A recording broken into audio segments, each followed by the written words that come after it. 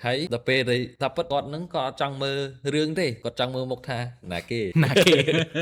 ជនរងគ្រោះត្រូវបានគេហែកខោហ្នឹងឥឡូវថាឥឡូវម្ចាស់ទូរស័ព្ទហ្នឹងត្រូវការលុយឡើងឡានពេទ្យឬមួយក៏គាត់ខ្យល់កតាមផ្លូវត្រូវការជំនួយត្រូវការអត់ចម្លែកអូនអាហ្នឹងវាប្រហែលលឿន file ទាំងអស់ហ្នឹងមានដូចជា file EXE សួស្តីអ្នកនរគ្នាសូមស្វាគមន៍មកកាន់ Cherry Podcast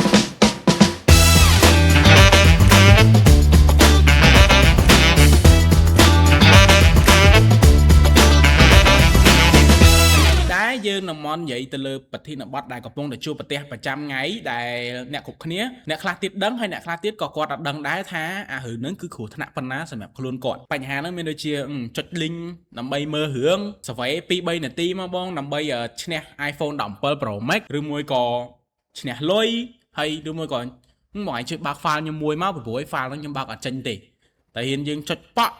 អំបិលអញ្ចឹងថ្ងៃនេះយើងមកជួបភ្ញៀវកិត្តិយស2រូបមកពីក្រុម IT គឺបងវណ្ណៈនិងបងលក្ខណៈ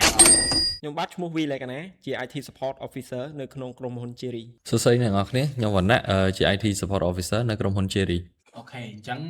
យើងនិយាយសំណេះសំណាលគ្នាសិននៅដើមឆ្នាំ2026នេះឃើញថាបច្ចេកវិទ្យាឥឡូវវាទំនើបច្រើនបងដោយសារតែ hardware computer មួយចំនួនឡើងថ្លៃហើយវាជាបញ្ហាមួយសម្រាប់ខ្ញុំដែរមកលេង game ឬមួយក៏ធ្វើការធំអីអត់បានទេ computer ធំទិញយកអត់បានទេព្រោះដោយសារវាថ្លៃអញ្ចឹងបងបងមាន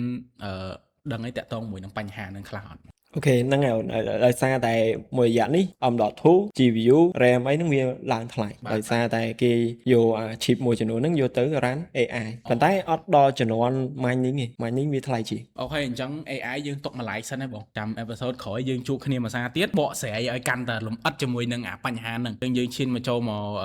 បញ្ហាប្រចាំថ្ងៃរបស់យើងវិញដោយសារតែមានបុគ្គលលួយមួយចំនួនដែលជា hacker ឬមួយក៏ scammer ហ្នឹងគាត់ធ្វើការបែកកណិតបង្កើតជា link ឬមួយក៏បង្កើតជា file អីផ្សេងៗអញ្ចឹងទៅ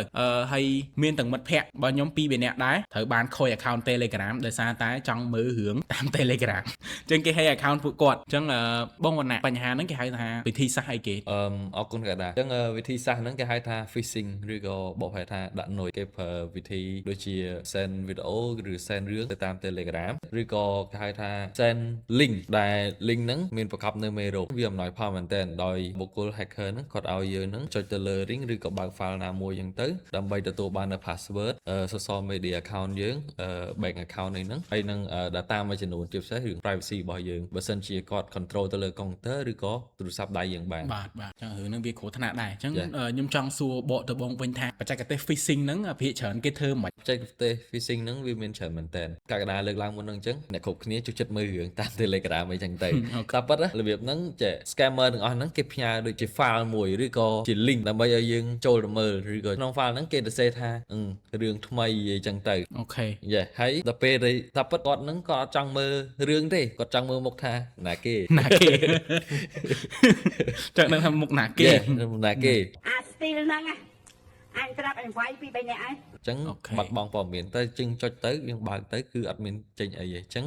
virus ឬក៏មេរោគដែលនៅក្នុង file ឬក៏ក្នុង link ហ្នឹងវា download ទៅក្នុង computer ឬក៏ទូរស័ព្ទយើងទៅវាធ្វើឲ្យវា run នៅក្នុង device របស់យើងវានឹងជូនព័ត៌មានឬទិន្នន័យទាំងអស់ហ្នឹងទៅក្នុង device របស់ scammer វិធីសាស្ត្រផ្សេងទៀតក៏មានដែរកាលដែរនិយាយគេថា link survey អញ្ចឹងយើងចុច link survey ហ្នឹងទៅដើម្បីបានលុយអញ្ចឹងទៅគ្រាន់តែចុចបាច់អំបិលហ្នឹងហើយគេលុយ account ដាច់ទៅបាត់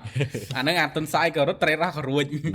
ហ្នឹងហើយអញ្ចឹងខ្ញុំសុំសរសើរពួកគាត់ហ្នឹងតនេមែនតែនសបោពេលវេលាទៅរកអាវិធីសាស្ត្រអាលុយហ្នឹងយកមកបោកគេអញ្ចឹងវាគ្រោះថ្នាក់ណាស់នៅពេលដែលយើងបាត់ account ម្ដងហើយមួយទៀតករណីអាសាឃើញបងខ្ញុំឃើញគេ hack account Telegram យើងហើយគេទៅអ្នកផ្ទះយើងទៀតដូចជាឥឡូវជនរងគ្រោះត្រូវបានគេ hack account ហ្នឹងឥឡូវថាឥឡូវម្ចាស់ទូរស័ព្ទហ្នឹងត្រូវការលុយឡើងឡានពេទ្យឬមួយក៏គាត់ខ្យល់កតាមផ្លូវត្រូវការជំនួយត្រូវការលុយប្រញាប់ភ្លាម$300-400ឬមួយក៏តាមចំនួននៃគេត្រូវការអញ្ចឹងណាបោកពីអ្នកផ្ទះយើងវេលុយឲ្យគេតាមនីតិវិធីនៃការវេលុយផ្សេងៗដែលមានប្រចាំថ្ងៃអញ្ចឹងទៅចង់សួរបងវណ្ណៈវិញថាករណីដែលគេ hack account ហើយហ្នឹងបងឯងឃើញករណីដែលឆោបោកហ្នឹងបែបមិនទៀតវិធីសាស្ត្រនៃការឆោបោកវាមានច្រើនលើសហ្នឹងទៀតតែយើងអត់ដឹងតែមួយរយៈហើយហ្នឹងយើងឃើញច្រើនជាងហ្នឹងហើយវិធីសាស្ត្រដែលកាកដាលើកមកហ្នឹងវាគេហៅថាវិធីសាស្ត្រចាស់កម្រិតហើយ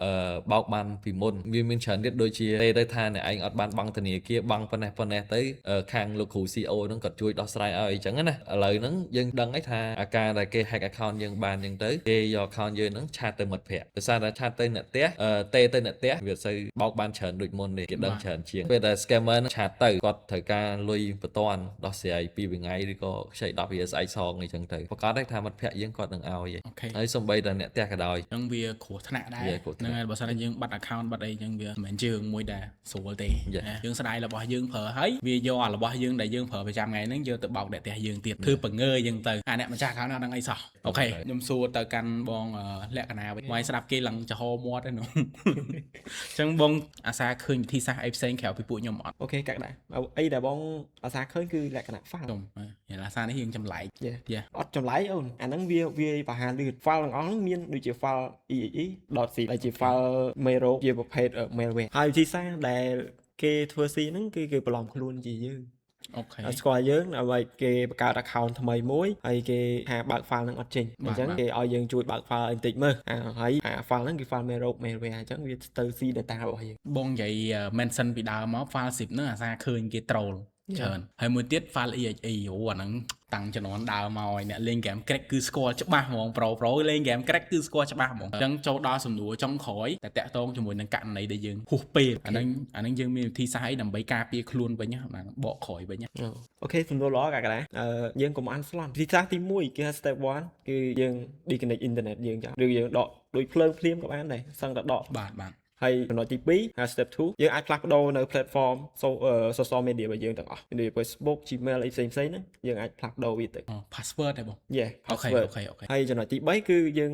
ត្រូវបើក two factor របស់យើង factor ហ្នឹងមានន័យថា password ពីរតង់ដែលអ្នកទាំងអស់គ្នាចំណាំនិយាយណា password ពីរតង់ ហ្នឹងចំណាំ ហើយចំណុចទី4វិញយើងអាច scan មើល device របស់យើងដែលយើងប្រើហ្នឹងថាមានប្រភេទ virus ឬអត់ហើយចំណុចទី4ចំណុចទី5យើងពិនិត្យមើលថាតើ account ហ្នឹងយើងពាក់ព័ន្ធជាមួយនឹង banking របស់យើងឬក៏ account ជាប់ជាមួយនឹងក្រុមហ៊ុនយើងអាច inform ទៅខាង IT team របស់យើងទៅឲ្យគាត់ជួយពិនិត្យឲ្យយើង episode ថ្ងៃនេះយើងមានតែប៉ុណ្្នឹងទេចាំបានដឹងថាបន្ទាប់ពីបងទាំងពីរនាក់គាត់បកស្រាយមក scammer ឬមួយក៏ពួក hacker ហ្នឹងមិនបាច់ hack យើងដោយលក្ខណៈសរសេរ code អីញ៉ៃញ៉ៃដូចក្នុងរឿងទេស្អីគេអាចុចក្នុងរឿងវាចុចអា computer laptop ណាអូដៃ typing ហ្នឹងគេហៅ hacker ឡើងអាញ៉ៃណាហ្នឹងមិនបាច់ដូចក្នុងរឿងទេអាហ្នឹងគឺគេឲ្យយើងចុចខ្លួនឯងទេអានេះត្រូវគេវាប្រហែលហ្នឹងគឺចុចឲ្យគេ hack ខ្លួនឯងទេអញ្ចឹងហើយបានយើងត្រូវតែចាំពាក្យពីរម៉ាត់ថា don't trust verify first អាហ្នឹងយើងមុននឹងជឿគេយើងត្រូវពិចារណាសិនហ្នឹងហើយបញ្ជាក់សិនហ្នឹងហើយអញ្ចឹងខ្ញុំសូមអរគុណបងវណ្ណៈក៏ដូចជាបងលក្ខណៈដែលចែកម្លែកចំណេះដឹងថ្ងៃហ្នឹងហើយអញ្ចឹងក្នុងអេពីសូតថ្ងៃនេះយើងមកដល់ទីបញ្ចប់ហើយខ្ញុំកកណាក៏ដូចជាក្រុមការងារទាំងអស់គ្នាសូមអរគុណសូមជម្រាបលាបាយបាយក្រុមហ៊ុនជីរីរួបរวมរឹងមាំរីកចម្រើន